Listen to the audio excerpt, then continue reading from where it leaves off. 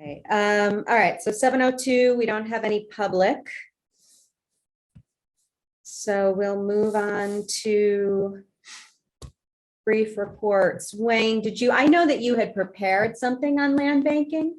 Yeah, do you have it? Oh, well, let me see.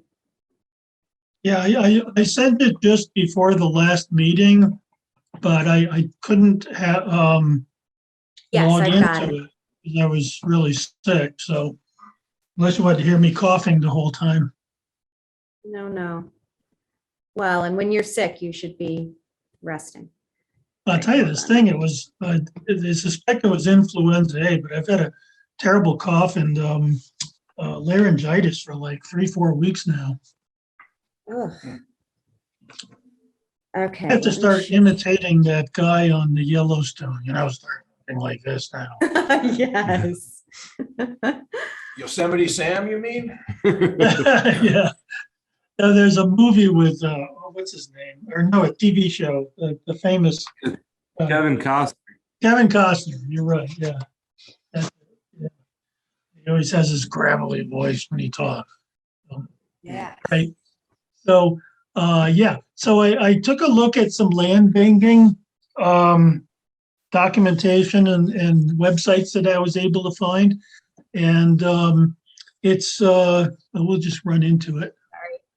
That was hold on. That's my agenda. Sorry. Okay. No problem. So I'm just helping me organize my notes here. And it's got an equity report. What was the equity, the thing that, Equity impact statements, but Stacy's probably not going to be here, so we will skip that for tonight. okay, just help me format the document. Yeah, so yeah, so I looked through some various websites and it was really quite interesting. It's not the same as a land trust, but the two organizations can work together. So if you go to the next page. So it's an overview of definitely of just what give you an idea overall what it is. So, what is it? It is a public entity and it's got powers that are pursuant to state enabling legislation. Now, I looked around for Vermont land banks, but I didn't find any mention of them. Found lots of land trust and housing trust. So I don't know if Vermont has actually done the enabling legislation yet. Eric might know more about that than. Have you ever heard of such a thing, Eric? I have not heard of a specific land bank enabling legislation. So no, I can't say anything more than what you've already said, Wayne. Oh, okay. All right. Wow. So, you're the encyclopedia, and so I figured the sole purpose is to take properties that have an issue. So, in other words, if there's a question about the tax status of it, or it's been abandoned or vacant, and so through the auspices of the land bank, they can work with the town government to free the deed, so to speak, of this property and then make it so it can then be developed. So they're created, so Jericho would have to make a local ordinance to create it, but then it would be granted the authority to do that from the state's legislation. So basically what they do is any kind of problem properties that you can transfer them back to ownership and productive use based on your local goals and priorities. So, the first thing we would think of is, could something be done with this land to acquire it at a decent price for help with, some kind of housing. So, so you can do it like tax foreclosure processes. You can also hold the property title tax exempt and even extinguish back taxes if it's a desirable piece of land that could be, quickly put to good use. The other thing is you clear the title. The whole idea is that the land now, once the land bank gets involved, the end result is that the title is clear, and you can also help to expedite that process so that whoever wants to acquire that land, now has a clear title, and they can then take possession of it. You can also actually lease the properties for temporary uses. So you could kind of perceive, based on some of Frederica's work, was her, right? Yeah. For some kind of farming activity or something like that related to agriculture. And it also works with other town boards, within Jericho, boards and agencies. So it wouldn't be an independent organization charting an unknown course. It would be coordinated with all of our other boards and organizations in the town. Or committees, boards and committees. And Wayne, a question for you. Does the land bank process require that property return into private ownership? Or can it be transferred to public ownership? Say, for example,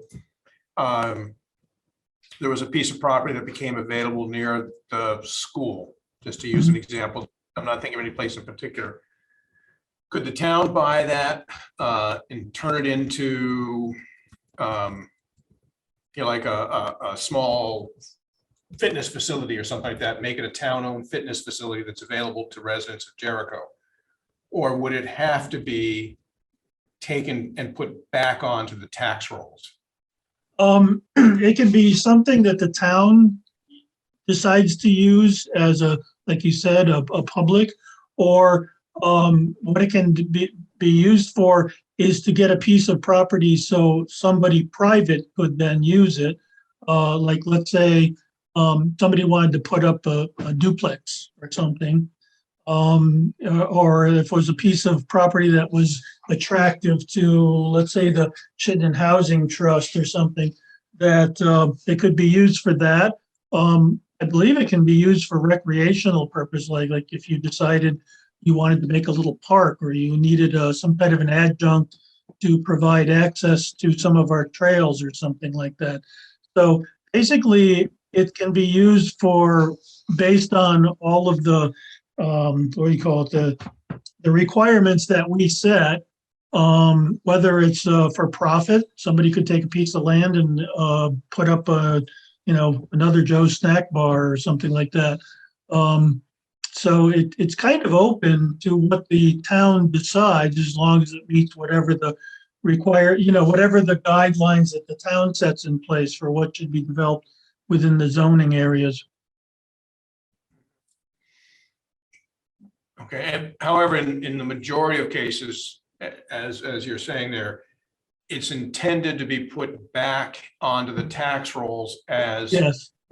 not as a town-owned property. So Yeah. you might find this piece of property that's delinquent, you buy it, the town says we're gonna buy it back for back taxes and sell it to somebody who's gonna build another restaurant or whatever it is that we need, or a 5-bedroom or a 5-unit building or something. But whatever it is, it goes back into the tax base.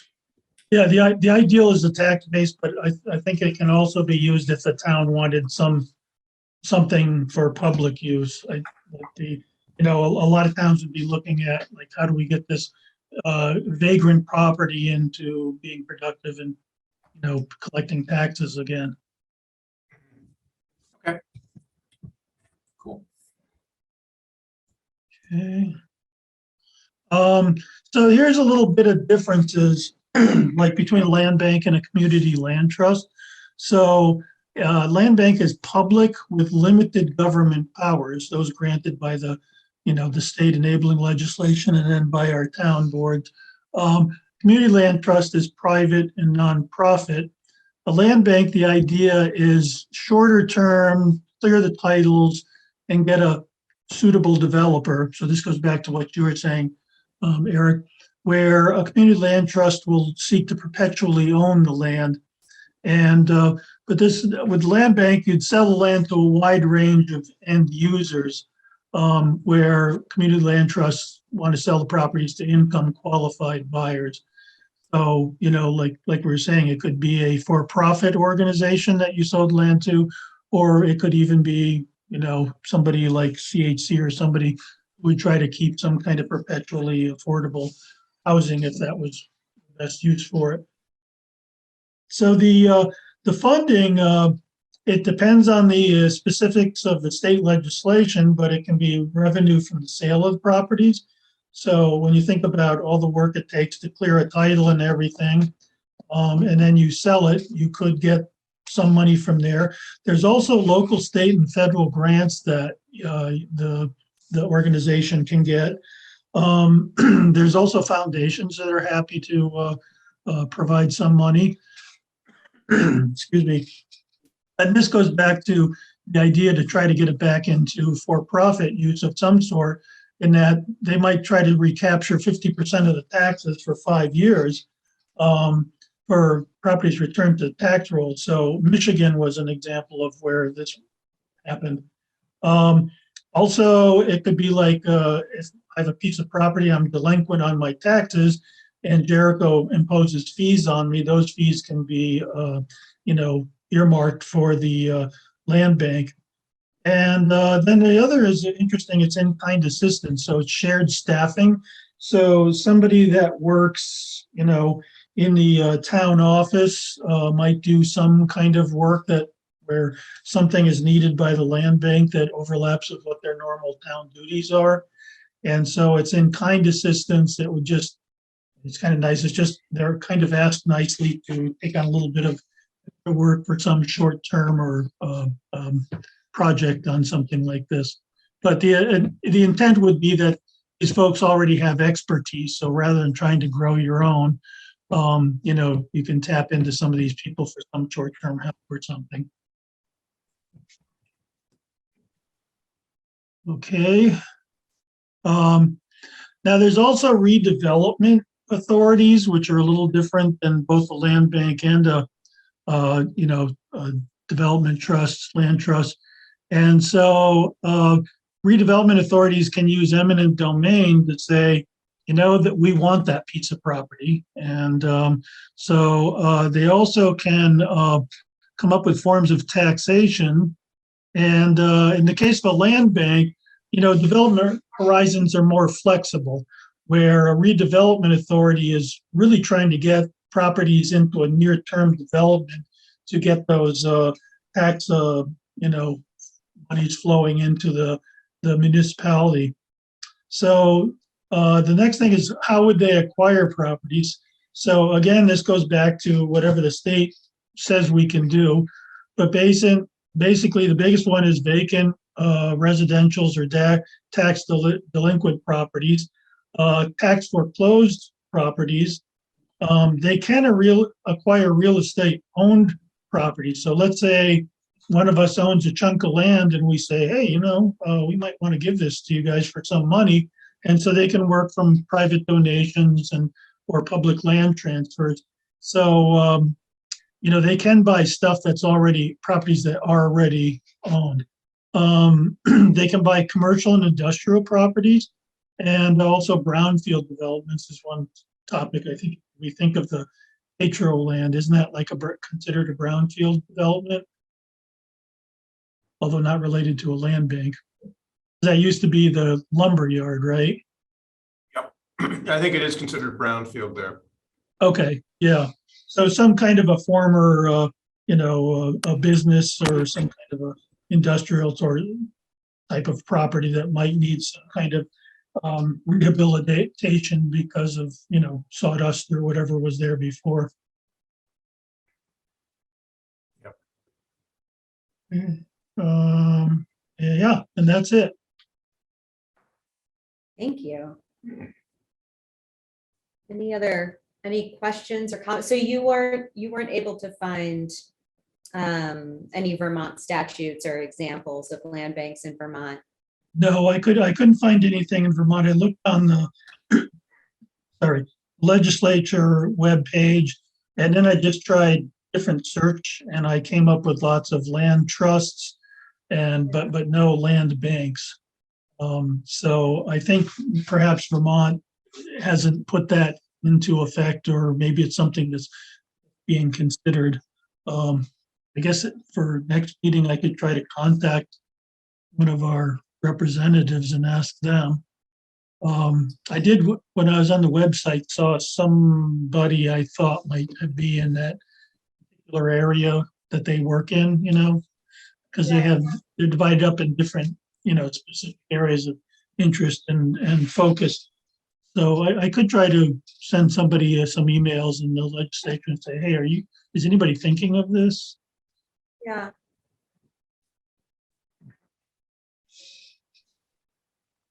Yeah, I'm trying to think of,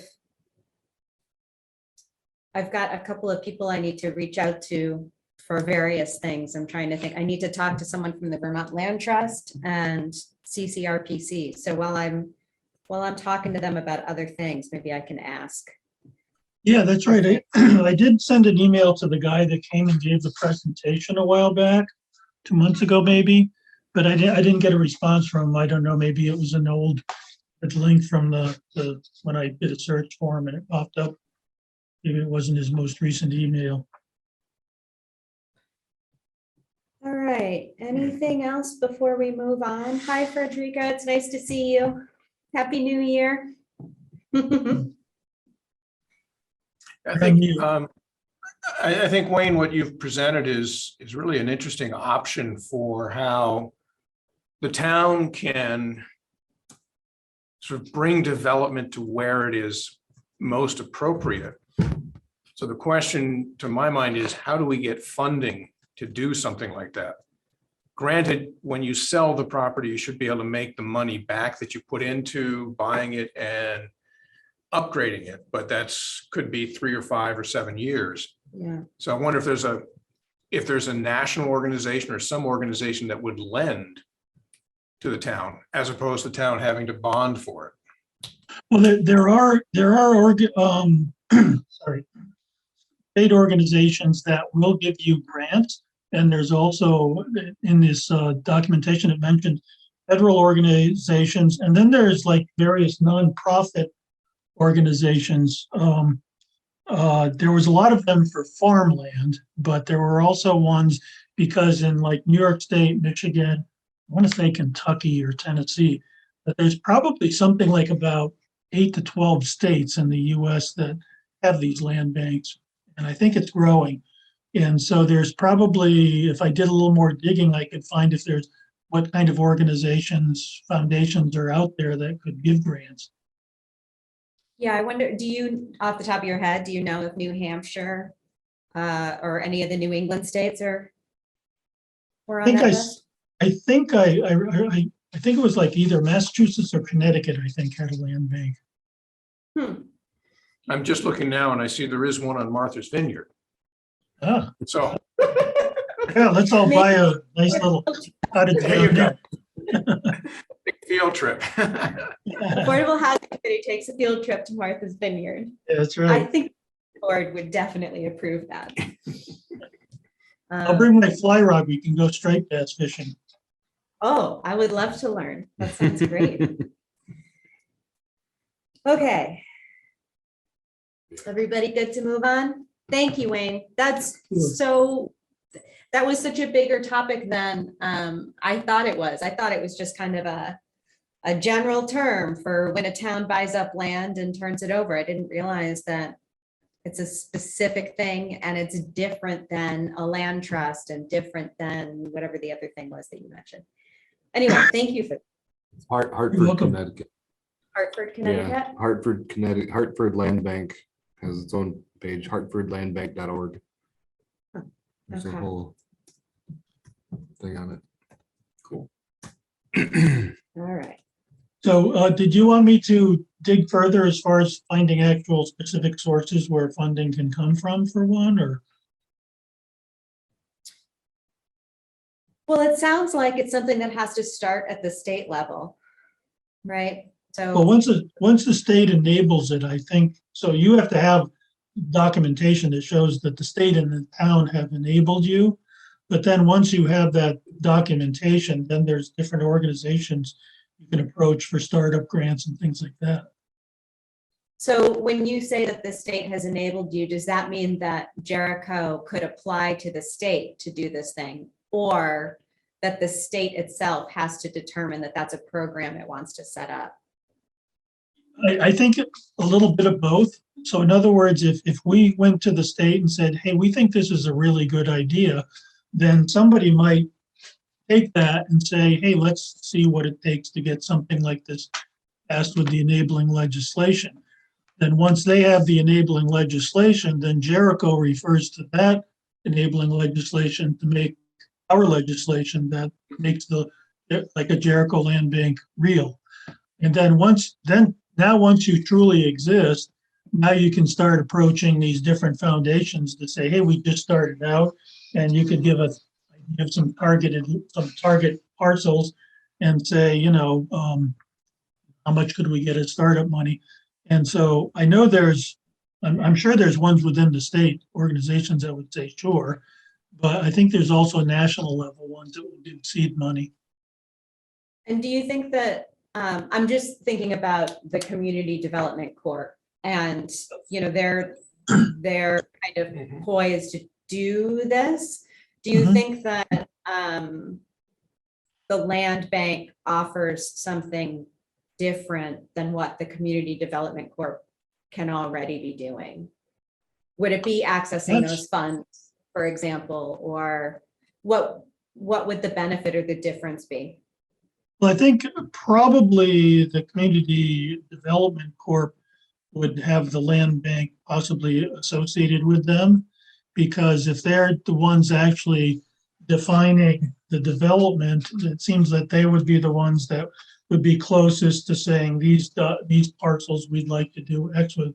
I mean, we have our input as a committee, but it seems like they might be closer. I mean, that's what they're supposed to do, right? Identify the. Yeah. And so I guess I'm just asking, I'm trying to decide whether it's worth our time to Yeah, kind of I chase see. it down and see if recommending to the Community Development Corp to look into land banking as a way to do what they're going to do.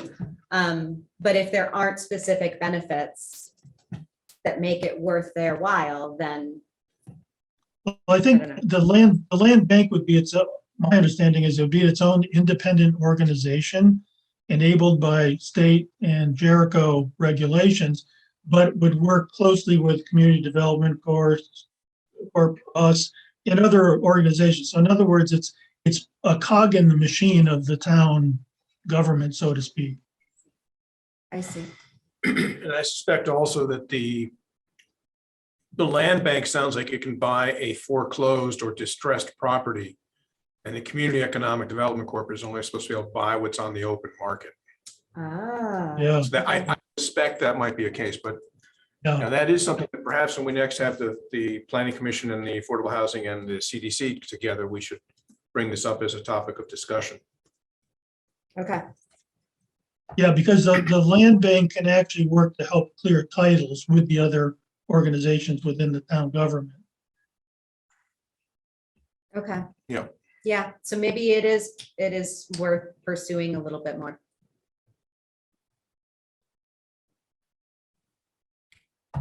Cool. Very cool.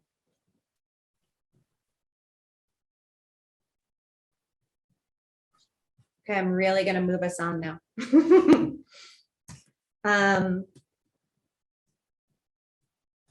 It is 7:26.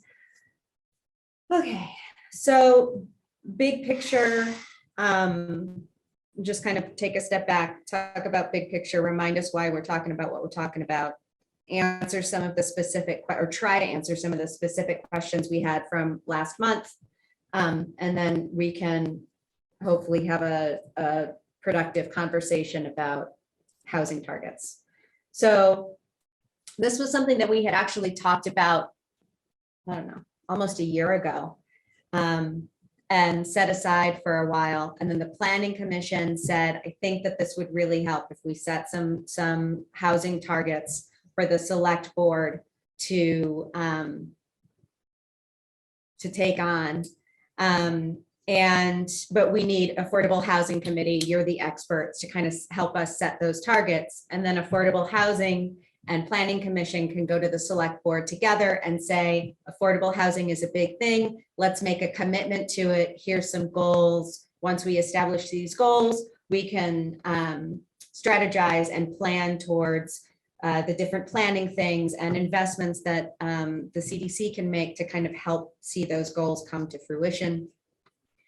We also, thanks to you all, Susan Breezy and I came up with like everything but the kitchen sink, well, including the kitchen sink, of possible actions that the town could take. And we all sat in a meeting here a couple months ago and went through all those possible actions, prioritized them, sorted them into groups. So when, hopefully in a couple of months, we go to the select board with the targets, we can say, these are the goals we think you should set. And here's a list of the options you have and how to make those things happen. So we can deliver both those things together. The select board will say, oh, what wonderful work. And we'll solve affordable housing for Jericho forever. We'll get a parade. So the last time we talked about this, we had some questions about what does housing stock in Jericho look like today? How diverse is that housing stock? What percentage of homes in Jericho are small? What percentage of homes are really only affordable to, the highest ends of the income bracket? And so those are not really straightforward, easy questions to answer.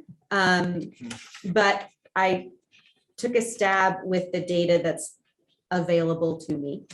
And I'll go over that now, and then we can talk about it. So just a reminder that Jericho is building, hold on.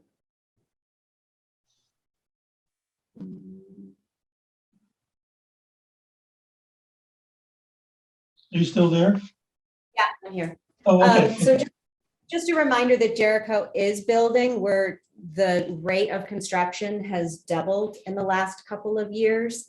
And so we're averaging since 2020 about 20 builds a year, which is double what we usually do. And that's great news. I don't have the 2022 numbers yet, but I'm hoping to get them soon.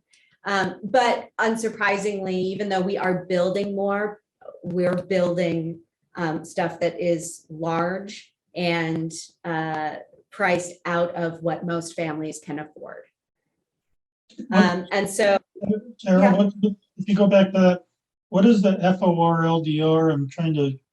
Sorry, these are old slides from old data presentations. This is Those are the forest. zoning districts. These are zoning districts. So that's the forestry district, the low density residential district, the rural ag residential district, village, and village center. Okay, I see. Sorry, And instead of pulling just the information I needed, I just grabbed the whole slide. So Okay, I just want to know what the yeah. Yeah, so my point in showing this was, the smart growth principles want growth to really happen in the village centers and in the village district. And so this was just kind of to show that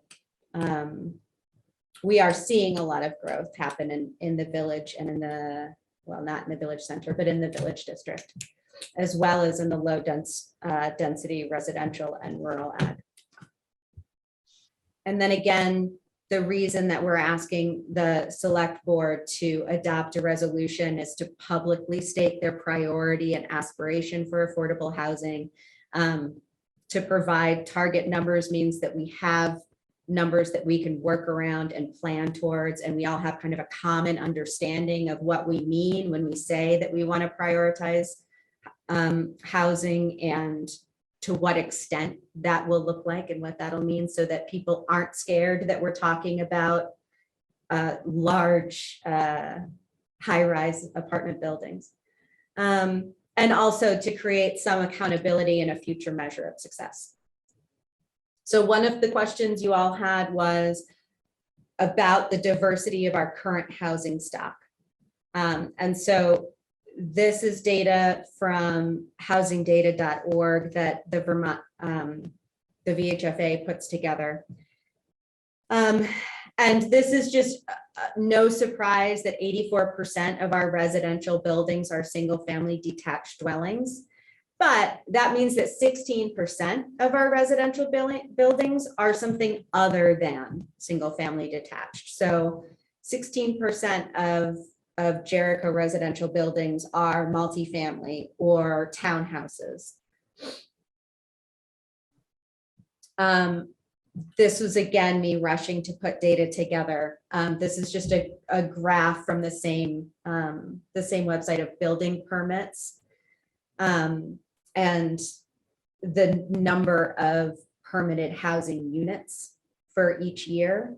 And what I added in here are the blue, which are the units that are within multifamily dwellings or multifamily buildings.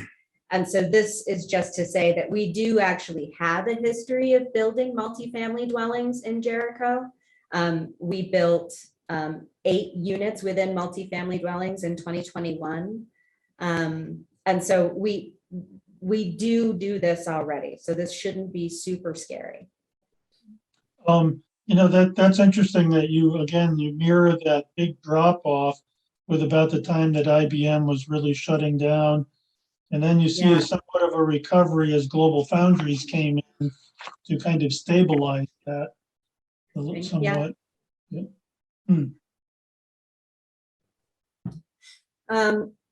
I don't have any square footage numbers for all of the housing in Jericho.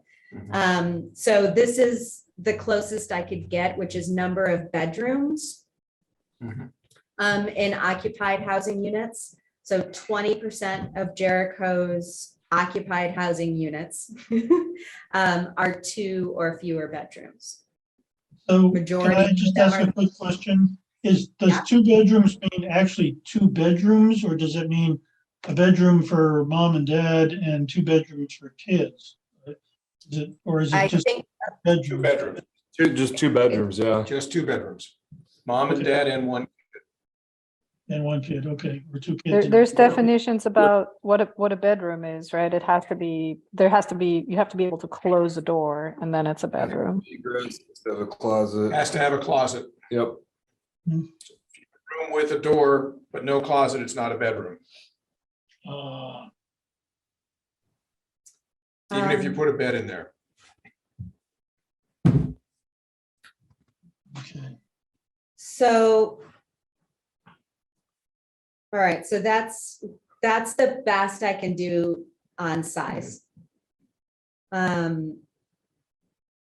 So I'm gonna bring us into affordability land. And we have, in this group, talked about being houses that cost $300,000 or less, being affordable to, let's say, low, or what technically you'd say 80% area median income. And $400,000 or less being affordable to middle, which would be between 80% and 120% AMI. According to Act 250, what Act 250 calls affordable is less than 315,000 here. So we're kind of in agreement with that target. And this chart, which I think should be familiar to everybody, this is what the VHFA produces every year. They look at area median income and then what is affordable to each of those median income brackets. And that's where you get those affordability numbers. So 80% families making less than 80% AMI, that's your low income. Then you're eligible for housing subsidies, for example. And our 300,000 mark is what is affordable, a 3-bedroom home that's affordable to someone making 80% AMI. This is all a bunch of gobbledygook, but it'll become important in a second. Our 400,000, so kind of our top tier, is a 2-bedroom home that's affordable to somebody making 120% AMI. So we've got our bounds, 300 and 400. None of this is new information. But those are where these numbers came from originally. And so I'm going to switch to talking about the grand list. And I'm harping on this because when I switch to the grand list, the housing values from the grand list are from 2016.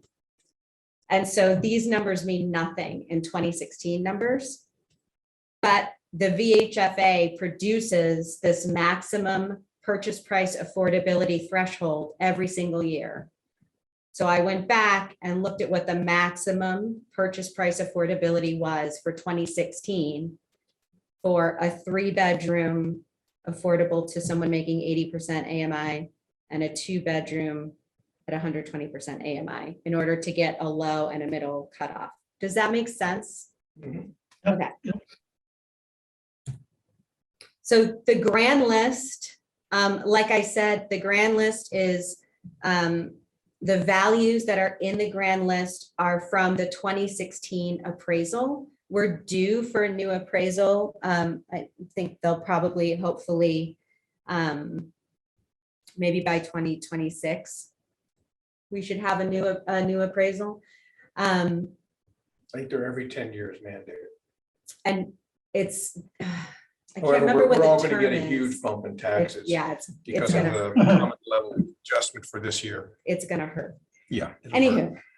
Anywho, but unfortunately, like a bunch of towns are coming due at exactly the same time, and there's only a handful of people who do it, so it probably won't be till 2026. Anyway, doesn't matter. So basically, there's a value for all of these different all of the parcels in Jericho, but we're only interested in residential parcels. So I only looked at what's kind of boxed here. I looked at mobile homes. I looked in the other category, which is where condominiums are. I looked at residential parcels under 6 acres and residential over 6 acres. Those are separated out. I did not include miscellaneous because I had no way of parsing that out. I didn't include any of these other categories. And I roughly ended up, when I just look at these categories, I get about 1,900 parcels. And according to housingdata.org, we have 1,975. So I felt like I'm not missing any huge chunks by not including miscellaneous. This will be enough to get us an estimate. Is everybody with me? Yep, Okay. makes sense. Okay, so in 2016, which is when these appraisal values are from, our low cutoff is 225,000. And our middle cutoff is 325,000. So any properties that were valued less than 225,000 are in our low category. Any properties that are in that sweet spot are in the middle. And then anything above 325,000 is in the high category. So we've got almost 67% of our property within that desirable categorizations. 50. Well, you've got 19 plus 21, that's 40 plus 17. That's 57 Oh, plus 4 these. plus 11 and everything else. These, yeah. Yeah, so in the 120% of ABM, that represents a substantial portion of the housing stock in Jericho. Yeah. And with 17% of it in that 200, again, that's a pretty good chunk of our housing stock. Yeah.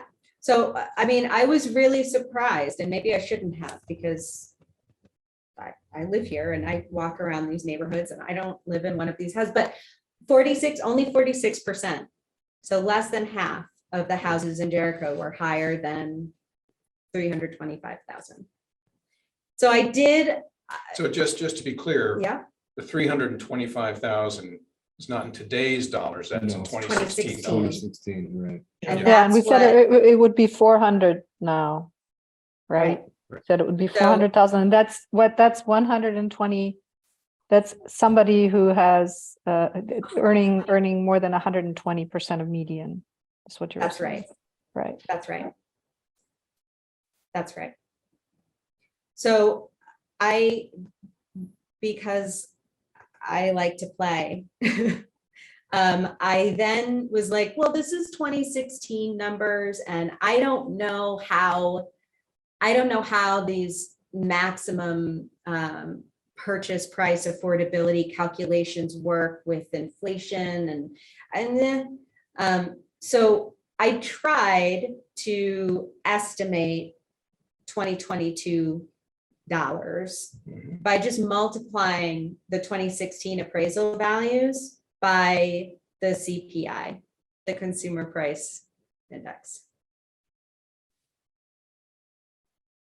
And then used those adjusted values and did the same exercise, but with 2022 numbers, with our 300,000 and our 400,000 cutoffs. Mhm. And it's very similar. The low actually gets a little bit bigger, but the take home message is very similar. About 50%. Looks like, 53. Yeah.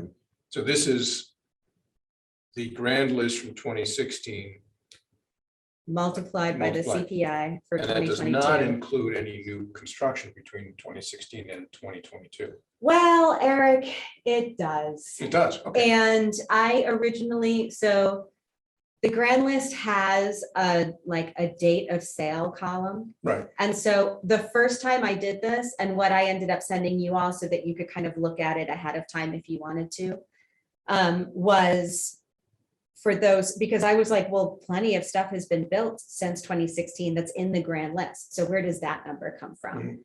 And it's not entirely clear to me where those numbers come from. There's anytime like an addition has been put onto the house, that changes things too. Yep. And I thought that the column that said date of last sale, when I looked at, because I also have the sale price data sheets, I looked at the assessed value in the sale price, and it was exactly the same as the real value in the grand list. So I was like, oh, well, I can just use, that's like a assessed value in 2020 for this house. And so I went through and like adjusted everything by the 2020 numbers and Okay. did all this tweaking. So what you got was this like fine grained tweaking of everything from 2016 to 2022 to take that into account.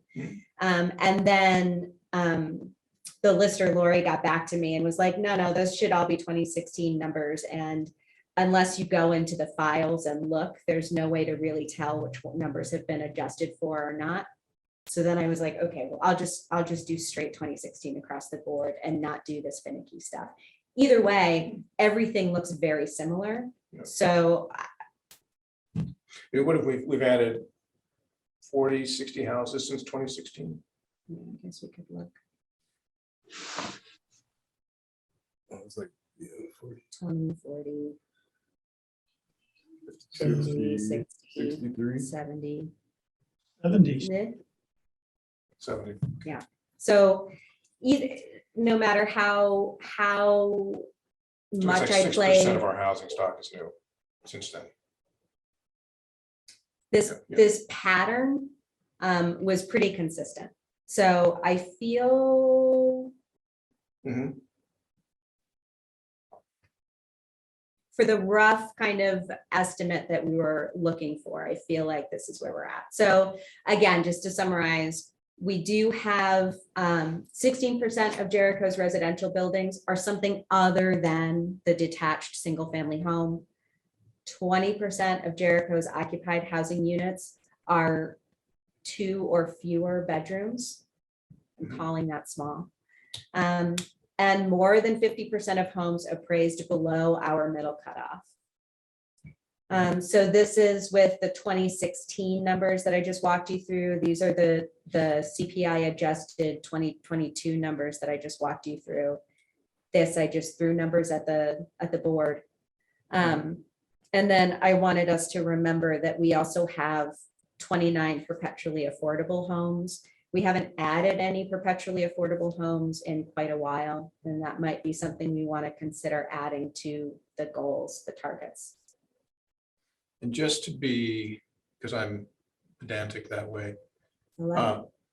the 20% of owner of occupied housing units that are small, 2 or fewer bedrooms, those are not in the condominium category, or are they? In the No, they condominium? are. They That's are. everything. That's- That's, yep, the that's entire data. universe. Okay. Yep, that's data not from the grand list. That's housing data. Okay. Yep. Yep. I've been looking at, while you were showing this, I've been looking at what we have on our website, which was also kind of an analysis of the cost of owning a home in Jericho. You know, it goes by 2020 numbers, and it's Mhm. very comparable to what you said. It just kind of phrases it differently. The conclusion there is it's not affordable for the median income household in Chittenden County to afford the median price of a home in Jericho. Yeah, and Yeah. that is why I quickly at the last minute pulled this slide again, because it's, again, we are building. It's that currently we're not building things that are affordable. So if we keep building the way we've been building since 2019, and it's not, there's a gazillion reasons why this is what's happening. And because of those things, the town has to intervene if we're going to change the trend, because that's what market prices are. But if we keep building the way we've been since 2019, we're going to lose this diversity in housing stock that we currently have. If that makes sense. Because overwhelmingly what we are adding is that high house. Yeah, I think what would be, I agree, if we're only building high cost housing, it's going to change that percentage.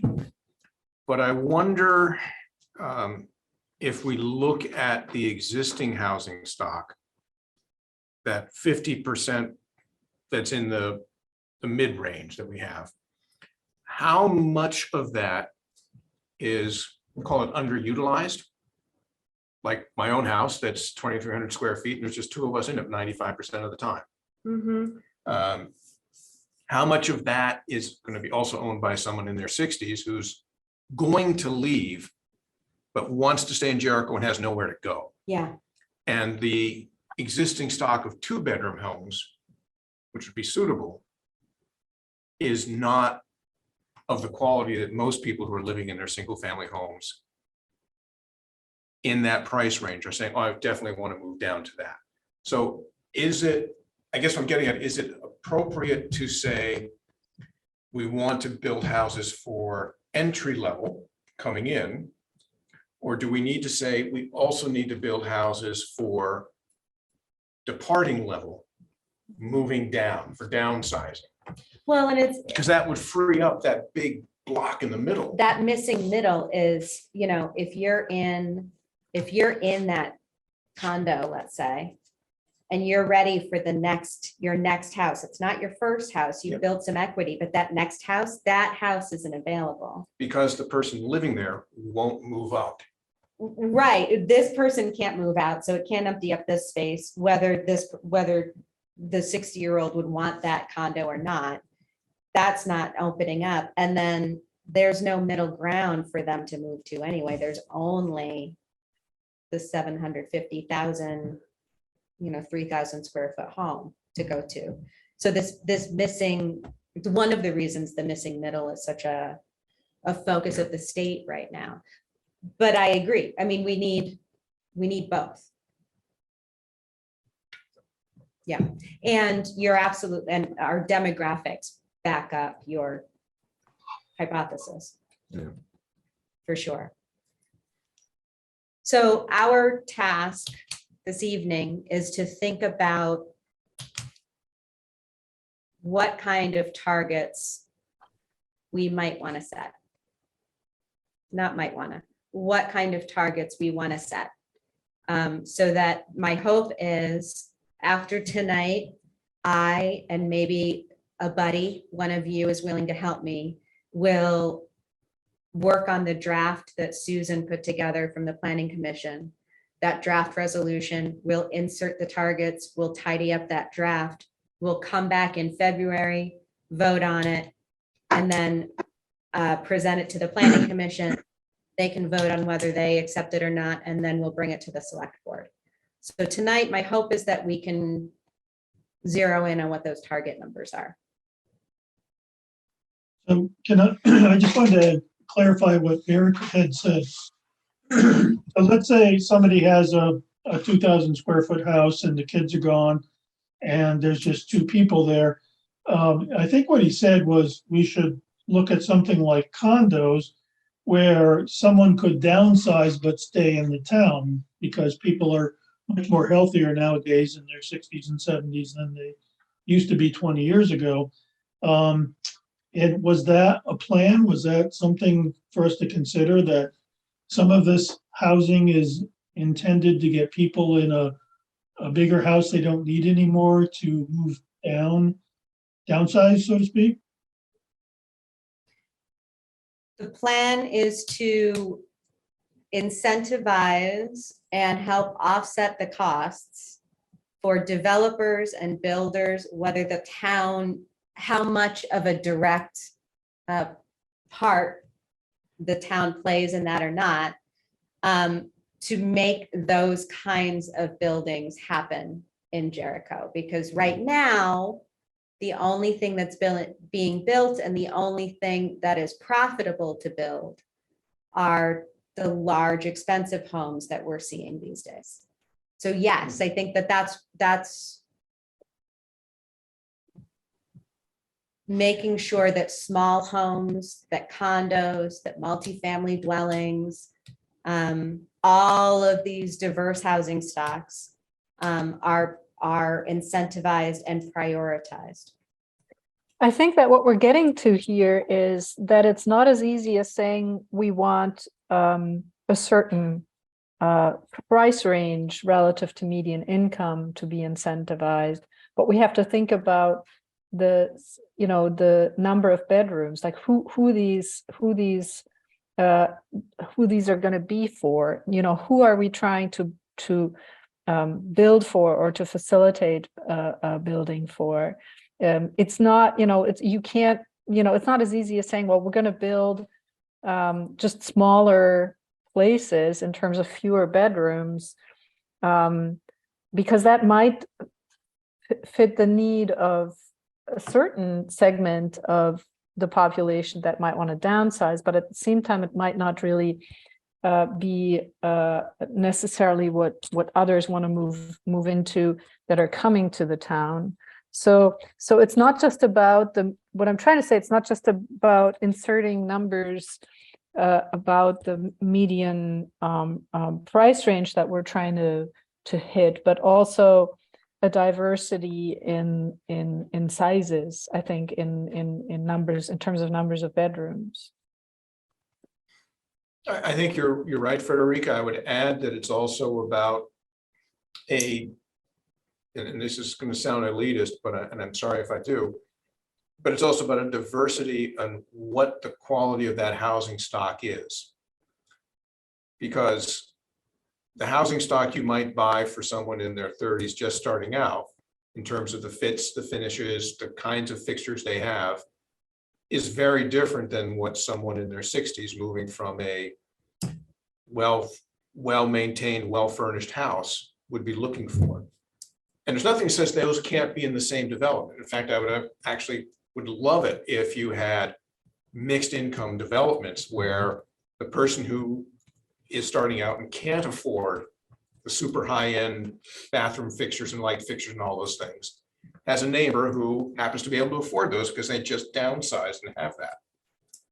And that's more saying let's make sure we have a housing mix that can meet the needs of a wide range of incomes and stage of life. And ideally have them close enough together that there's interaction from those people. Mhm. Yeah, And the last thing I want to do is move into an old age home where everybody around me is in their 60s. I like seeing little kids running around. Don't come to my neighborhood. Now, we got some in our neighborhoods turned over. We've got a lot of little kids now. We've got like 5. Only 5? Yeah. Oh, yes, we got like 15 in my neighborhood. Yeah. Anyway, we Yeah. diverge. But no, I think that makes sense. I think that kind of like when we had the joint meeting, it's kind of the one gentleman who's talking, it kind of goes with what he was saying. Talking about, he was talking about like the need for accessible Mhm. dwellings Mhm. for the same reason, so that, they could stay in Jericho, but be able to move out of what they currently live in. Mhm. And then you're opening up that market for somebody else to move into, and then just domino effect. Yeah.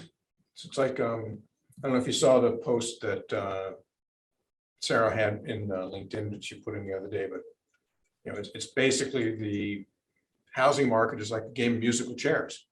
Mhm. And if I get out of my chair, I have to go to some other chair. Yeah. If there's no other chair for me to get out of, I'm not getting out of my chair. Mhm. And if Yeah. you're standing waiting for me to get out of a chair, you might be waiting for a long time. So we need to add more chairs of all sizes, and probably not so many in the $700,000 range. But that doesn't answer the question of what do we say to the select board? It doesn't. But I think that it's important to make sure that we're all on the same page, and I think it is important to underscore, Frederica, but what we all are saying is that it's not just the money cutoffs. It really is trying to ensure that a diverse set of housing types and sizes and living situations are prioritized. But how do we prioritize those? One of the easier ways is to create incentives to make it possible for a developer to build different types of housing as opposed to single dwellings on 3 acres or on 3/4 of an acre that cost $700,000. So if it's less difficult to build a 6-unit condominium with varying qualities and finishes than it is to build 6 individual units, the developers can make just as much money. They may actually find it worthwhile to build the 6 condominium type units. And you noted we've had, how many condos that we had developed in the last 3 years here? You had that on your screen earlier. 8. Yes, sir. 8, yeah. 8 units. Yeah, in 2021.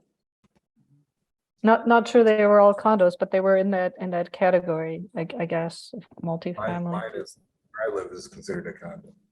Yeah. On Black Walnut Black Lane. Walnut, yeah. Yeah, do you share a wall? No, Oh, you don't? No. Okay. But the ones on the bottom side of the hill they're all duplexes, aren't they? correct. But as you're going up the hill on the right-hand side, the 3 that were built there, ours were all built in 2021. But they're single family standalone, but they're considered condo You share the ownership of the land. because it's community land. Ah, Yeah. sneaky. Okay, Yeah. anyway. So I think a place that could be a model for this is if you go out Nashville Road to, I think it's West Bolton, there's a group of condos that are on the golf course out there. We went out Yeah. there. Yeah, we went out there the other night for dinner with some friends, and The one we particularly were in was like a duplex type of thing, but I think there were others that might have been reconnected, Yeah, those are homes. fantastic. Yeah. And so many people in town have lived in those at one point or another in their lives. It's funny. Yeah. Yeah, they're what we used to call starter homes, Mhm. Yep. whereas the ones on Starboard are generally much more pricey, I think. Oh, So- off of Packard Road. Yeah, okay. So let me read you some of this draft language that's in this resolution and think about how we can use this kind of language. Doesn't have to be exactly what's here. To try and, again, the idea is to have the select board commit to something publicly that shows that this is a priority. That means that we can then all sit around and brainstorm, okay, how are we going to get a bunch of places like in West Bolton or whatever it is, that we can measure our success against 10 years from now when we're writing the next new town plan. So what we've got here in the draft, at least X number, let's say 100, at least 100 new dwellings will be constructed in the next 5 years, with an average of 20 per year. That's essentially the rate that we've seen in 2019 or 2020, 2021, probably 2020. So at least 100 new dwellings will be constructed in the next 5 years. At least X% of those new dwellings will be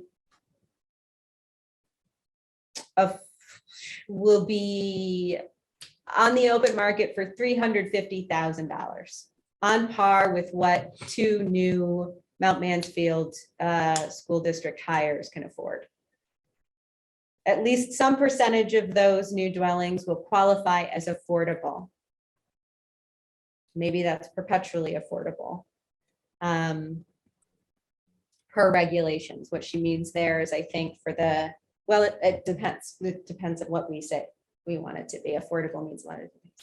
At least some percentage of new dwellings will be rental units. I have that highlighted in red because I've been advised by the CCRPC that making specific statements about rental units is, you need to be really careful about that. So I need to look into that. So let me put a pin in the rental bit. But the way that this language is laid out is saying, okay, let's say we've got we expect 100 new dwellings in the next 5 years, based on current building rates and building permits, whatever. We want to commit to at least X% of those dwellings being what? The word I would use is naturally affordable, as opposed to perpetual. Well, they're two separate things. Yes. And I would argue that I would love to see a goal of adding some number of new perpetually affordable homes. What does naturally affordable mean? Just that it's not, It means it's that not overseen by some entity to make sure that the income of the person matches. not necessarily. It means the house, the unit itself is designed in such a way that it's unlikely it would ever become more expensive. So it might have limited size, might have smaller bedrooms. Okay. It might have a lower level of fixtures and finishes in it. It's habitable. It's a very nice place to live. But in order to take it out of Got that it. cost, you would have to say, rip out all the carpet, put in hardwood flooring. You'd have to take out all of the appliances and put in the top of the line. And it would never be worth it. Okay, yeah, So to just add to what Eric is saying, again, my first house was over in Cedar Lane, which is at the intersection of Plains Road and Skunk Hollow. And they're still there, and they're on little 1/4 acre lots. They're anywhere from about 800 or 900 square feet to 1,200. Those houses are all still affordable. They're naturally affordable houses. And what we did was we had a well for the whole community, and then everyone had their own septic because we happened to be on a nice pile of soil there. But Yep. that's what Eric is saying. is that instead of big houses on big pieces of land, it's like a little neighborhood. I would encourage everyone to go drive by there and just look at, because that's what the kind of development we would want to build. We don't have to build 20, 30 houses. I think there's probably about at most 6 or 8 in there. And something like that is going to give you 6 or 8 affordable houses right there. And, they don't need to have an organization own them. It's just the fact, like Eric says, naturally affordable. Unless somebody goes in and tiles them with diamonds or something, they're going to stay within the affordable range for, 2-income people that are, getting started out with 1 or 2 kids. Yeah, I just want to make sure that we're using really specific and clear language. If it's vague, then it's not useful. Okay. And would you want to put a percentage on that? Or a number on that? I think the last time we spoke, we talked about kind of a hard number or a percentage, whichever. Yeah, I think if we're looking at 100 homes, the number and the percentage are gonna be the exact same. So. That's why I chose that. Yeah. I think what you had up there originally was like 20, like you had put in like target numbers. It was like 20, 40 and 40. Yeah. I mean, I think if we're looking at trying to build the amount of affordable homes, then maybe we reduce the high number, bring that down 10, make it 30, 40, 30. And then if you want to add in some perpetually affordable, then we can, use some of that additional 10% to make perpetually affordable. Is my thought.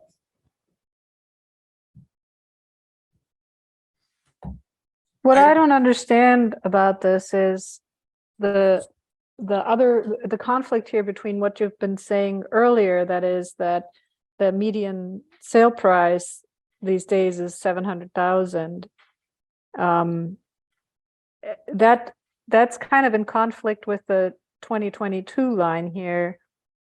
That would imply that the median should be somewhere between 300 and 400,000, because that's where the median, right? You see what I mean? What was that? There's a difference between sale prices. So these were the sales, these were the homes that were sold in 2022 or 21 here. Yeah. These numbers are not. These are the full grand list, every single Right. residential Jericho. Yeah.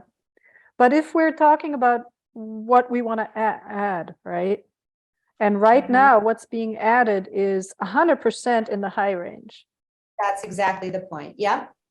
So we would be making a huge change to like in purpose to try to say that, to try to take that down to 30% from 100%. You see? Yep. Yeah.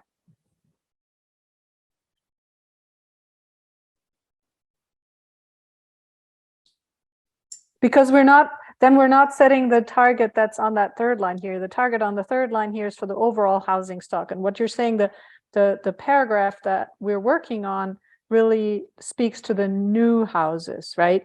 Not the existing stock, how that's going to change. Right? Mm-hmm.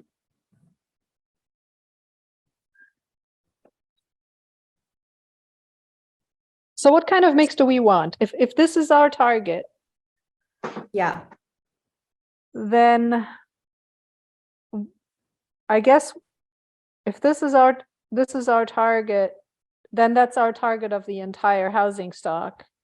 Then we would have to basically, it sounds like it's just not what's happening. So what I'm hearing you say is that the reality of what's currently being built is so drastically different because the reality of what's being built right now is this. What's being built right now, yeah. Yeah. what we look like Mhm. currently. This is what's being built. And so we need to be somewhere in between what's currently being built and what we actually look like in order for it to be feasible. Yeah, I mean, I kind of, I don't want to compromise too much. I don't want to say that we're just going to acquiesce to what's happening. But at the same time, if we say we want 30%, 30%, 30%, you know, a third, a third, a third, Mhm. that would kind of further, it would serve to further kind of drift the overall housing stock a little bit toward the left here, right? I mean, we're only talking about 20 units a year, so it would kind of shift the overall housing stock a little bit to the left instead of keeping it right where it is. We could also say we want to at least keep it where it is, and we would still have to do something like, you know, actually what's there, we would have to do 46, 33, 20 if we wanted to maintain the status quo. And both those ideas, which is kind of what we want to do, just are so super discrepant to what's going on. That doesn't mean that we shouldn't put it in the plan as an intent. It just means that we might be fooling ourselves that that's in any way achievable. Well, Frederic, I agree with what you're saying.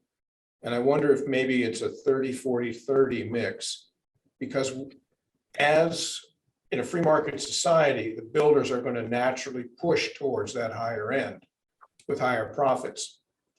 But if we can create incentives for them to push to the middle and low end, to at least to the middle end, and then have requirements for the low end, that may make it more attractive. What we don't want to do is have a builder decide it's not worth building in Jericho. If I can't build this $400,000 home and make a profit in Jericho, because Jericho is going to make me buy or build 3 other things at 300,000, I can't make money. I'm not even going to build here. And we need, no matter how much we want it to be low and middle, the fundamental thing we need is more housing. The thing is, how do we affect the 400K? Because let's say I go off and buy 5 acres of land, decide I want a $900,000 house. How is the town going to keep me from doing that? And I'm thinking that's probably where most of those houses come from, is somebody buys a piece of land and then builds their dream home, or retires from New York City to Vermont or something.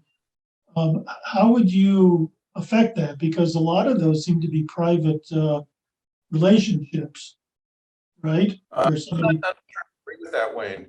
You know, the Butternut or Blackwall Lane was all a private developer, built spec houses. Blueberry Lane, just up the road from there, spec houses built there. The new development going in on Morgan Road, all spec houses being done. Mansfield View, those were all spec houses. So the builders knew that if they put it in at that price, they would get it. Sure, you're going to have the occasional escapee from New York who's going to come up here with $1 million and buy 10 acres and put up a monstrosity.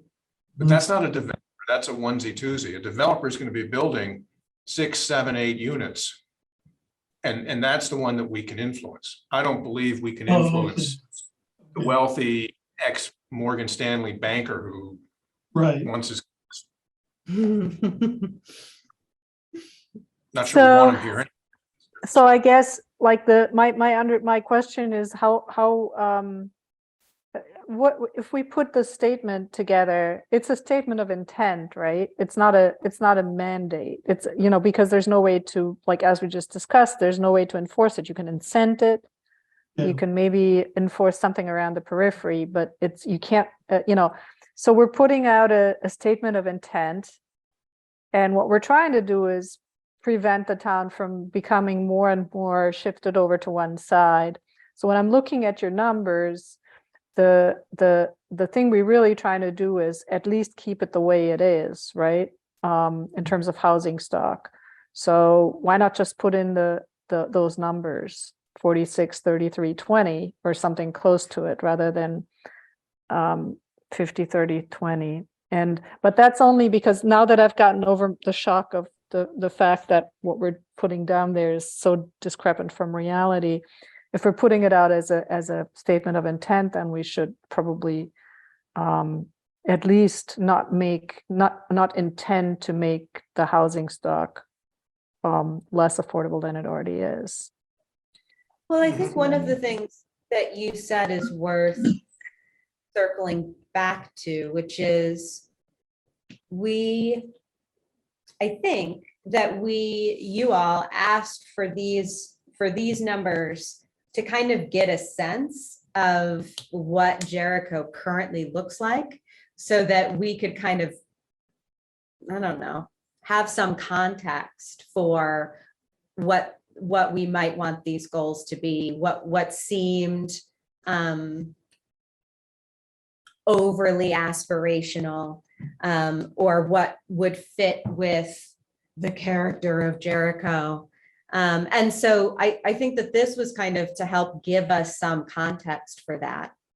But I don't think, and maybe I'm wrong, that we set out to get these numbers so that we could necessarily match them. But to help kind of understand what Jericho currently looks like and the impact that these new builds, are they really all that much different than what's already here? And it seems like, yes, overwhelmingly so. So I could just I guess ask one. Oh, sorry. we don't have to match what these numbers look like here. I know. Yeah. But which direction do we want to go? Yep. Go ahead, Wayne. I was going to say, so it looks like if you look at this, we're over 50%, let's say affordable because it's middle and low. So let's put that in a general term, and less than 50% considered high income. But I'm just thinking for towns, I mean, this to me to have 50% of your housing be considered affordable seems, I was surprised it's that high. I mean, if you think of a place like Shelburne, they might be, far less than that. And so I'm just wondering, as far as towns like us, I mean, is anybody doing as well as this? Because if you listen to some of the people that have come and talked for the last 2 years, it sounds like we would be, 10% low and 10% middle and 80% high. So I'm just wondering. Can I just speak to that? Can I just quote from the what's on the website, on the Jericho website? It says the cost of owning a home in Jericho are some of the highest in the state. The median home sale price in Jericho in 2020 was $370,000. By comparison, the median price of homes sold in Chittenden County was $339,000, and statewide it was $245,000. So we are on the higher end, even within Chittenden County. And those are sales prices. That's not looking at grand list. That's not looking at stock. That's sales prices. Sales. That's true. That's true. But yeah, that is true. But that's what we're becoming, right? That's why we're all here, because we're worried that that's what we're becoming. Yep. So it's 8:20. I have some other things that I need to get to. So I'll just give a capper if I can. I would love it. I agree very much with the gist of the text you have. And what we are attempting to do is give the select board a direction of where they should be creating incentives. And ideally, they will look at that and say, okay, Affordable Housing Committee, what are some of the incentives we can use? What are some of the levers we can use as a town to skew new builds towards the lower end of the cost structure? Yeah. Because our goal is, as Frederica is pointing out, to skew new builds down the cost structure. Yeah. we are looking at the numbers of the existing housing stock and saying it's actually not bad. But as a parent whose child tried to buy in Jericho and couldn't come close to doing it, lives in Colchester,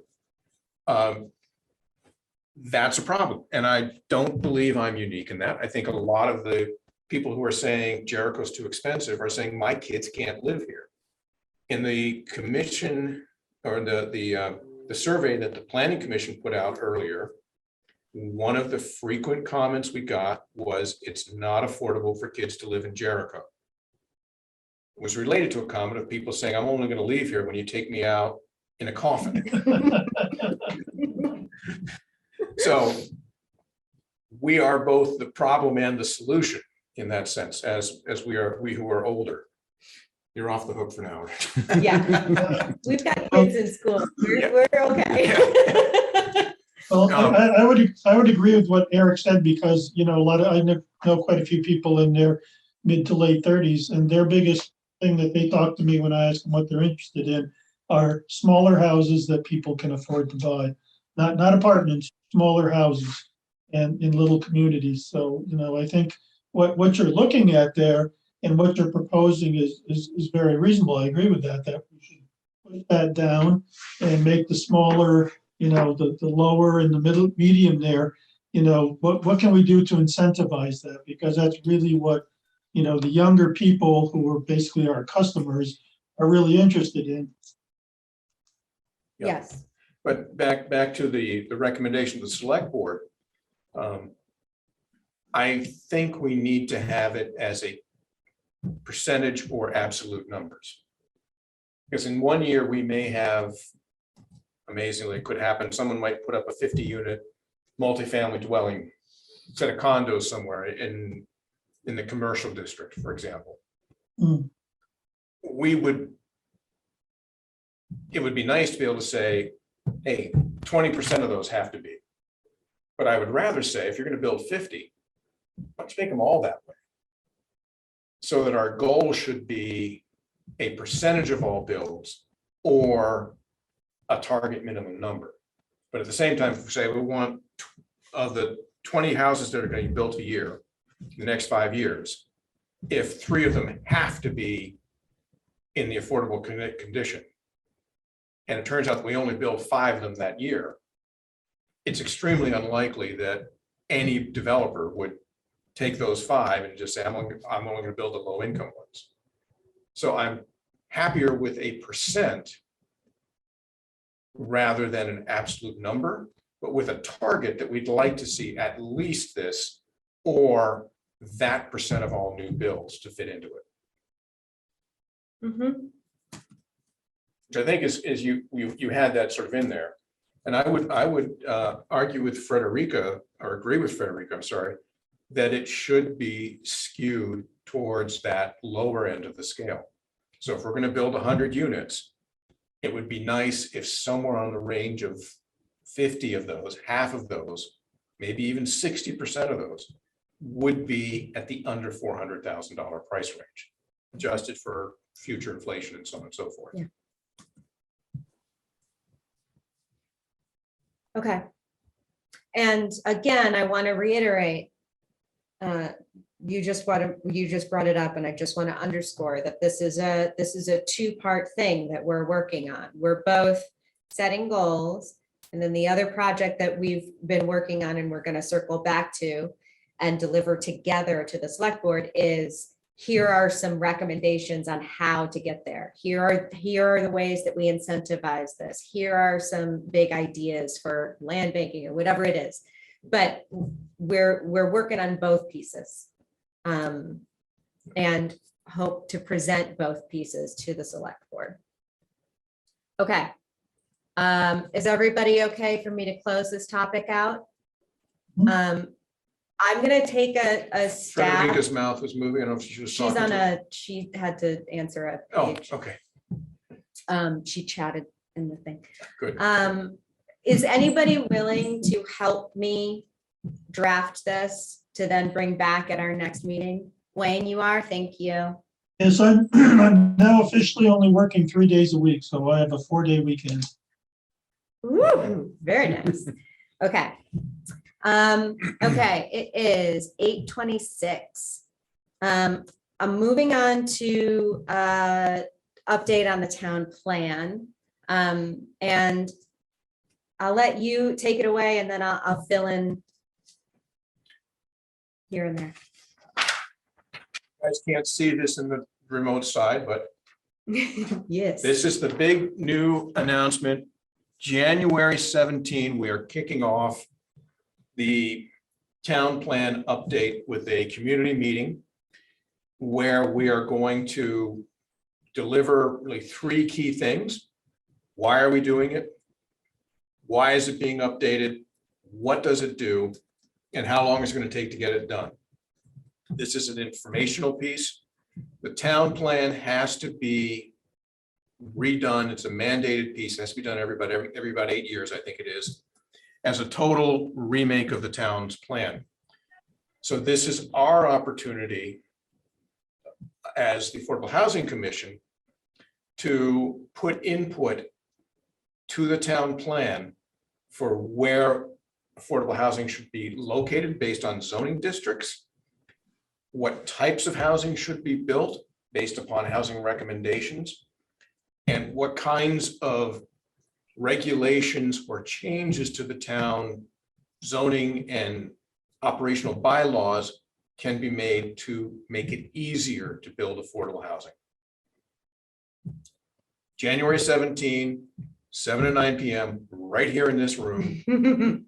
My recollection is right, January 17 is next week on this, Thursday. on this No. Thursday. On Tuesday. Yeah, Tuesday. Next Tuesday. Tuesday, yeah.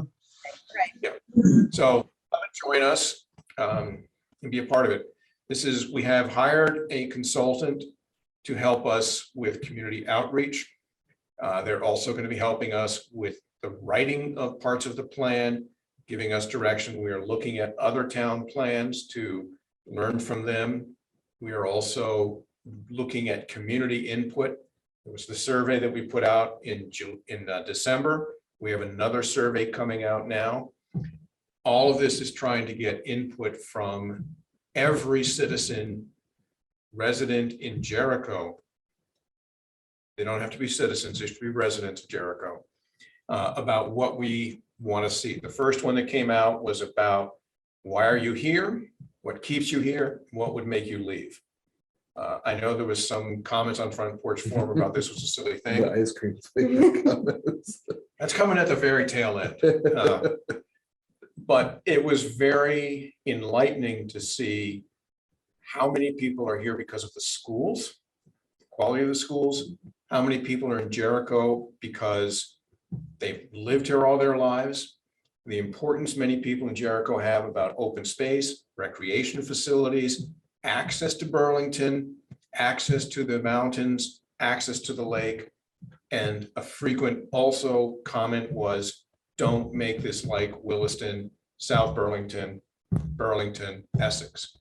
So there's a very narrow range of community developments, housing structures, character of the town that we work in to make it be there. But all of the input we can get from the community is important to put that together. That's my sales pitch. Okay. Be a part of it. I'm gonna tag on just a little bit to that. Because what you all are doing, correct me if I'm wrong, is the first Tuesday of, or the first planning commission of each month First Tuesday. will be dedicated to a certain topic or a certain area covered in the town plan. And we've all, whether you remember or realize it or not, have been kind of preparing for this. So February 7th is land use. That's zoning. That's super critical to us. Yep. We covered land use, I think, already when we were reviewing chapters in the town plan. That's February 7th. That's something that I highly recommend committee members listen in on, at the very least, if not participate in. At March. this point, though, land use is what's the existing land use look like? Where are things? Yeah, and I think that's It's going to guide where we want things to be in the future. But this is inventory rather than action. Absolutely. So Yep. March 14th, I have offered our meeting time to the Planning Commission to use for housing because March 7th is town meeting day. So March 14th, our committee meeting will be Planning Commission and community to discuss housing opportunities for the town plan. So we'll be meeting with the planning commission? I've kind of given over our meeting time, Oh, pardon me. but I think that we should all plan on attending that meeting. We may need to warn it as a joint meeting. If we're I would gonna have warn it as a quorum. joint meeting. Let me make a Yes. note to do that. So our March 14th meeting will, A joint meeting with the planning commission.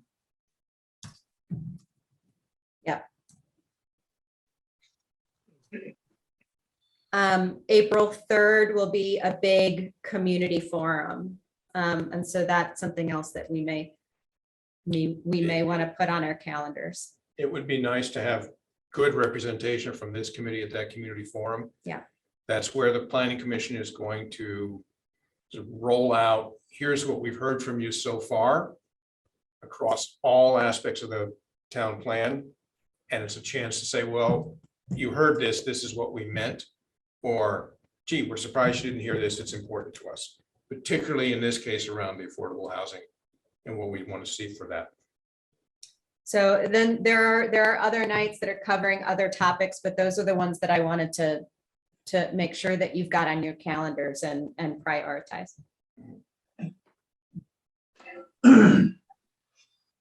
Anything else town plan?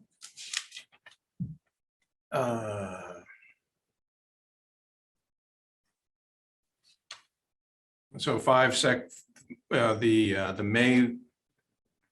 May one is going to be on local economy, and the June one will be on community facilities.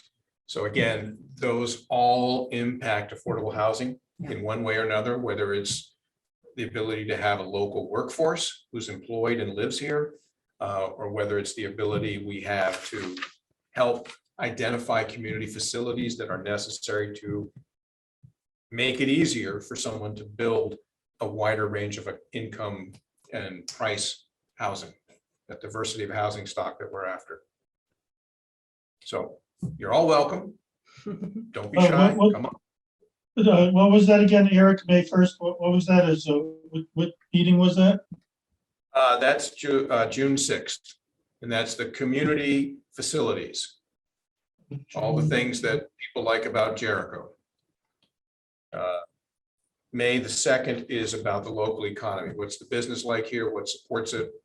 What do we have in Jericho?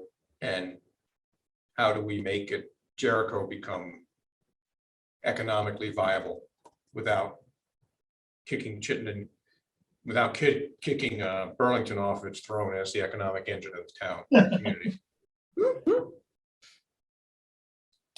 Okay, I'm gonna move on to other business. Keep those calendars out because other business is a bunch more dates. And it's 8:35, Wayne.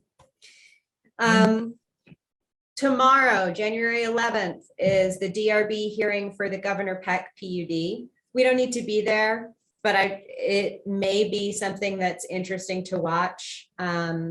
Richard, I'm thinking particularly of you in terms of you and Stacy working on DRB guidelines checklists. Where is that PUD? Remind me again. The Governor Peck, The Governor Peck one, that's the, they were the they were folks here, that came in here. Yep. Okay. And so again, that's just a point of interest and a potential learning opportunity for those who haven't seen a DRB hearing before. They might be down some people for tomorrow night. That's right behind my house, and there was about 8 coyotes howling just when our meeting started. So hopefully they weren't down there doing a walk of the land. Okay, Friday, January 20th, from 6 to 8, volunteer appreciation. This is John Abbott is organizing our first annual volunteer appreciation potluck. There are 60 plus of us who volunteer on various boards and committees, and this is an opportunity for us to all get to know each other, to socialize a little bit, to break down those silos, and also for the town to show their appreciation for the hard work that we're doing. So that's Friday, January 20th. I need you all to let me know yes or no whether you plan on attending. Oh. Oh, You're still Where's there. You're yeah, still there. you'll I can see hear you. going. Let's come back on. There we go. It's got to move a certain amount. So please Oh. let me know Tuesday whether Are you these- plan to. I missed like a bunch of this, but is this, for example, is this during the day or because I work?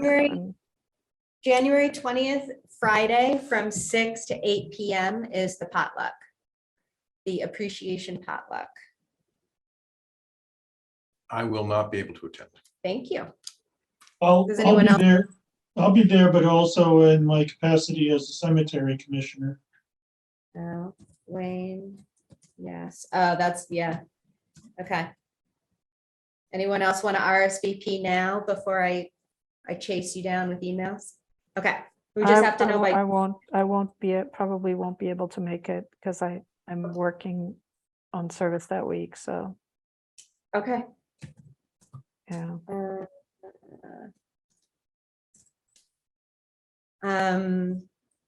Okay, Monday, January 30th, from 6 to 8 p.m. is the CCRPC, the Chittenden County Regional Planning Commission Housing Convening. I will send you all the link. Make a note to do that. It's Zoom. It's really worth having on in the background while you're having dinner or whatever, if you can. It's all of Chittenden County talking about their regional planning goals. It'll be members from other affordable housing committees talking about the work that they're doing. It's usually a worthwhile thing to attend if you can, and it's Zoom. So I will be doing a bedtime routine and watching with my camera off. What time is it? 6 to 8, you said? Monday, January 30th from 6 to 8 in the evening.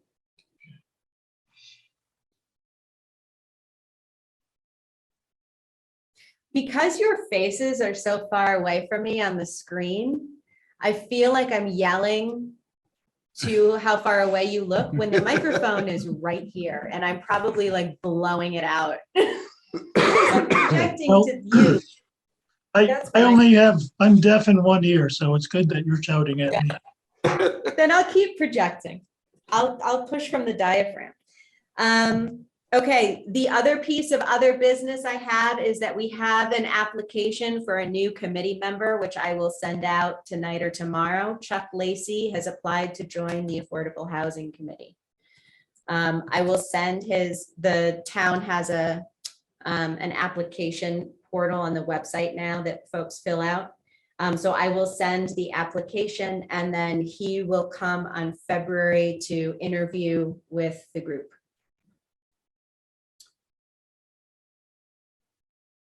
All right. Any other business? Anyone else have anything that they want to plug or mention? I wanted to mention one little thing. That kind of goes with what we were talking about initially about the existing housing stock, not really being like the new housing stock, which is I went to, there was like a little sled dog event at the Jericho Town Library. I don't know if you saw that. There were like 4 sled dogs there from Cambridge, and I thought I'd go. I thought maybe there would be like 5 other people there, and the town green was pretty much full with young families and kids. And I was just amazed, considering all the worry and concern that we have about families living in Jericho and being able to live in Jericho. I was just amazed and pleasantly surprised by the number of young families that were actually there. So it was wonderful to see. So, Frederica, what kind of dogs were they? Were they Samoyeds?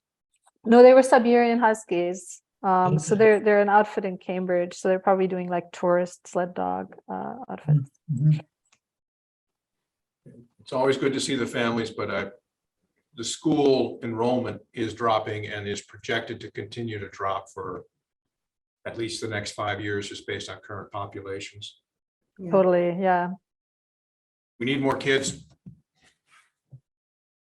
Okay, 8:41, the February agenda. We may have a guest presenter from Vermont Housing and Conservation to hear about the kind of work that they do, and also to help us start thinking about the balance between housing and development and conservation and open space. We know that that's something that our residents really value. It's an important part of Jericho. These two things can go hand in hand as long as we're intentional, I believe, about development and about these questions. And I think that part of that is making sure that we are thinking about that and that we have a good dialogue with the Conservation Committee, which I'm hoping is something that we can do this year, is kind of meet them and start thinking about how these things can work together instead of butting heads.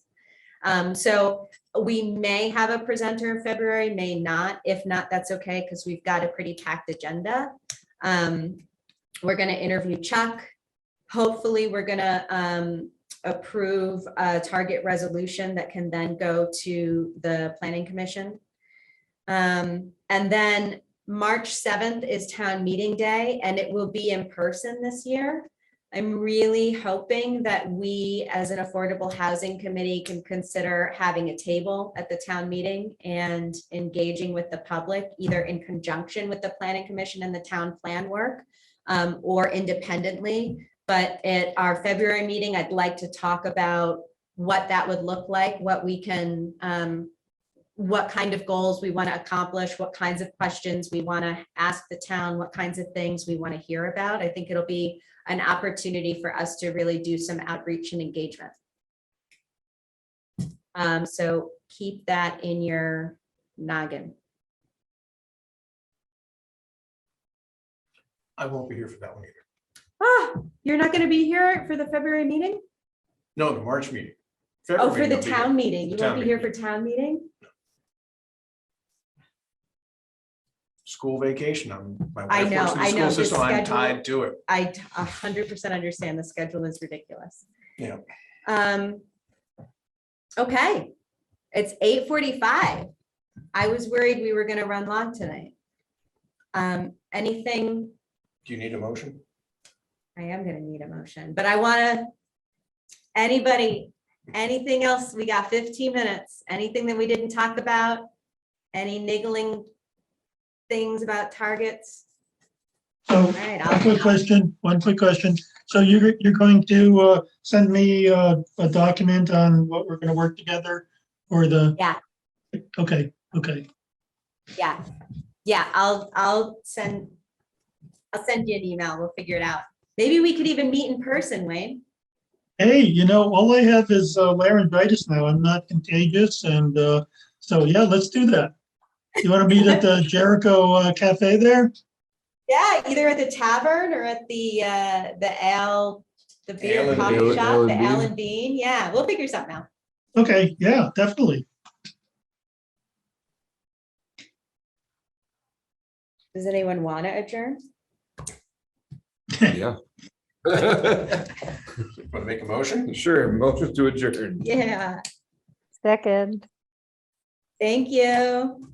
All those in favor? Aye. Aye. Thank you so much, everybody.